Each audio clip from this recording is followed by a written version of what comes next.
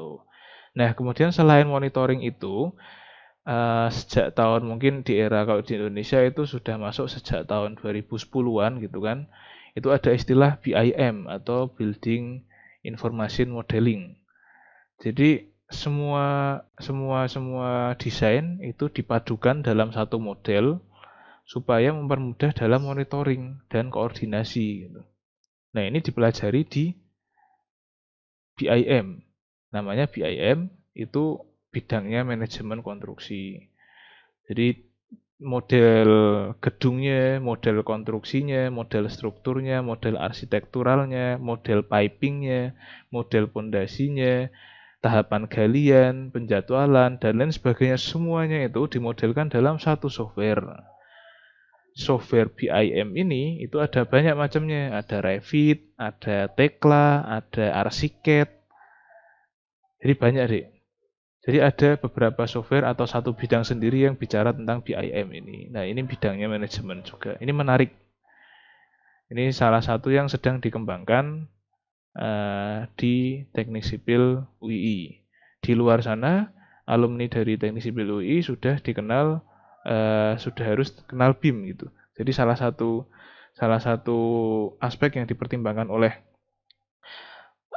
user atau perusahaan-perusahaan dalam menerima lulusan adalah pemahaman tentang BIM ini. Nah, beruntung adik-adik UII adalah salah satu yang sudah lebih dulu memahami dan menerapkan terkait BIM ini di teknik sipil. Kemudian ada geoteknik ya, bidang geoteknik ini semua hal yang mempelajari tentang tanah ya. Jadi tanah dan segala apapun itu yang ada di dalam tanah. Jadi misalnya adik-adik nanti akan membahas tentang pondasi, ada pondasi pile atau pondasi tiang, itu nanti dipelajarinya di geoteknik dan dimodelkan gitu. Nah, ini ada contoh model ya, ada model terowongan, kemudian reaksi tanahnya terhadap keberadaan terowongan ini gimana, kemudian ada reaksi tanah terhadap tahapan konstruksi ketika dilakukan penggalian terowongan, itu nanti ada sendiri. Kemudian reaksi pondasi terhadap bangunan itu ada modelnya sendiri gitu ya. Nah, itu dipelajari di geoteknik. Nih, ada slope stability analysis atau kestabilan lereng. Nah, ini dimodelkan ya dia, terlihat ya ada warna-warna ya. Ini dimodelkan, ini di tanah itu dimodelkan, perilaku tanah dimodelkan di software. Kemudian ada static analysis. Ini construction stage analysis yang saya bilang tadi, tahapan-tahapan penggalian, misal tahapan pembuatan terowongan itu kan nggak tiba-tiba serta-merta sekali jadi gitu kan. Pasti ada tahapannya, dimulai dari penggalian dulu, kemudian pengecoran dinding terowongan, dan lain sebagainya. Nah, dalam tiap tahapan itu reaksi tanahnya akan beda-beda. Nah, itu dipelajari dalam construction stage analysis ini gitu. Kemudian consolidation analysis. Ini yang warna-warna ini warna-warna tanah itu ya, perilaku tanahnya ya. Consolidation analysis itu kalau adik-adik menimbun tanah atau bikin suatu tumpukan tanah, itu lama-lama tanahnya akan turun. Nah, kalau adik-adik bikin timbunan tanah, tumpukan tanah, kemudian nantinya akan dibikin bangunan di atasnya, itu penurunan tanahnya harus dipelajari, harus dihitung. Nah, itu ada di consolidation analysis ini gitu. Kemudian ada seepage analysis. Ini biasanya di bangunan-bangunan yang bersentuhan dengan air ya, misal bendungan atau reservoir gitu. Nah, ini kaitannya dengan rembesan ya. Jadi karena bendungan itu kan dasarnya tanah.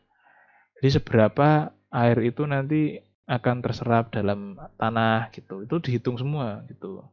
Kemudian ada dynamic analysis. Ini kaitannya tanah dengan apa ya? Pergerakan lah. Dengan gempa, dengan perilaku yang bergerak, gitu seperti itu. Itu ada analisisnya sendiri, dynamic analysis. Nah, software-software yang ada di geoteknik itu diantaranya ada Plaxis, ini yang banyak dipakai. Kemudian ada Midas GNX namanya. Jadi dan lain sebagainya. Kalau dari produknya CSI itu ada Safe gitu. Kemudian ada Aves dan banyak sekali softwarenya yang bisa dipakai.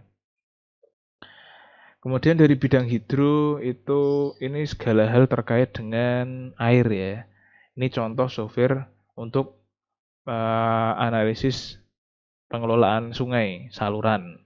Jadi nanti memodelkan salurannya. Nah, memodelkan salurannya itu ribet ya, Dek ya.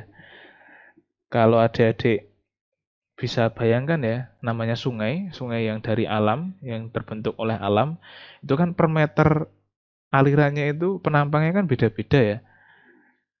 Jadi ini betul-betul dimodelkan per meter deh. Per meter atau per 2 meter atau per 3 meter, pokoknya per satuan panjang tertentu itu dimodelkan penampangnya gitu. Jadi nanti hasilnya model ini akan mendekati model kenyataannya gitu. Makin rapat jarak tampang yang kita ambil gitu. Jadi ini potong sini, kemudian jarak 1 meter. Jadi gini maksudnya. Ini kan sungai ya, ini gambar sungai. Ini gambar sungai ya, Dek ya. Nah, ini dipotong di sini misal. Set gitu. Kemudian ambil jarak 1 meter. Set. 1 meter lagi, 1 meter lagi, 1 meter lagi, 1 meter lagi. Nah, ini kan tampangnya beda-beda ya. Yang ini mungkin tampangnya seperti ini. Kemudian depannya tampangnya seperti ini agak dalam. Kemudian yang di sini itu tampangnya udah lebar sekali gitu kan. Nah, itu beda-beda. Nah, semakin rapat ambil potongannya, itu nanti hasil modelnya akan semakin baik. Nah, itu. Jadi pemodelan sungai itu cukup cukup kompleks. Nah, pemodelan sungai sendiri tidak hanya concern di sungainya, tapi dari area sungai-sungai kecil yang alirannya menuju ke sungai itu. Nah, kompleks kan jadinya seperti itu. Nah, ini softwarenya salah satunya adalah HEC-RAS yang banyak dipakai. Nih, HEC strip RAS gitu. Ini banyak dipakai. Ini banyak hal yang bisa dilakukan analisis di sini. Kemudian di bidang transportasi ada banyak software juga. Ini salah satunya adalah Visim.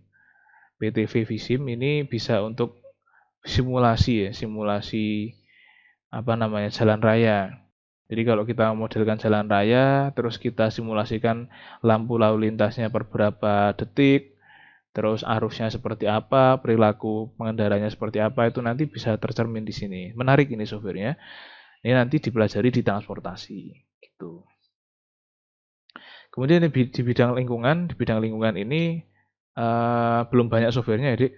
Kalau di teknik sipil kita lebih bicara ke mungkin instalasi air ya, instalasi air limbah dan lain sebagainya, itu ada software pemipaan atau EPANET ini namanya. Nah, ini contoh dalam satu daerah, titik-titik ini ada titik-titik simpulnya, kemudian garis-garis biru ini adalah instalasi pipanya gitu. Ini kalau dipasang peta, nanti ketahuan. Ini misalkan di Sleman, ini di Ngaglik, ini di Melati, ini di Jombor, ini di Cebongan, seperti itu. Nanti ketahuan titik-titik ini. Nah, pipa-pipa ini yang menghubungkan instalasinya. Nah, nanti dari situ kan kelihatan pipa ini akan nabrak sungai, pipa ini akan menabrak bangunan, pipa ini akan menabrak kampus, gitu-gitu. Nanti ketahuan semua, gitu. Nah, jaringan ini penting untuk dimodelkan. Kemudian pipanya naik atau turun gitu-gitu, itu penting juga. Nah, salah satu software yang bisa membantu itu adalah EPANET. Atau bisa juga kalau memang bisa terakomodir, bisa dilakukan hanya dengan Excel saja. Itu hebat sekali seperti itu. Dan banyak lagi. Kalau nanti adik-adik bicara tentang gedung ya, efeknya lingkungan terhadap pembangunan gedung itu banyak lagi. Ada penyerapan energi dan lain sebagainya, itu ada softwarenya sendiri gitu.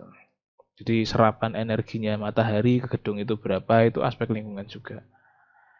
Jadi cukup banyak hal peran komputer dalam rekayasa teknik sipil ini dan menariklah semuanya.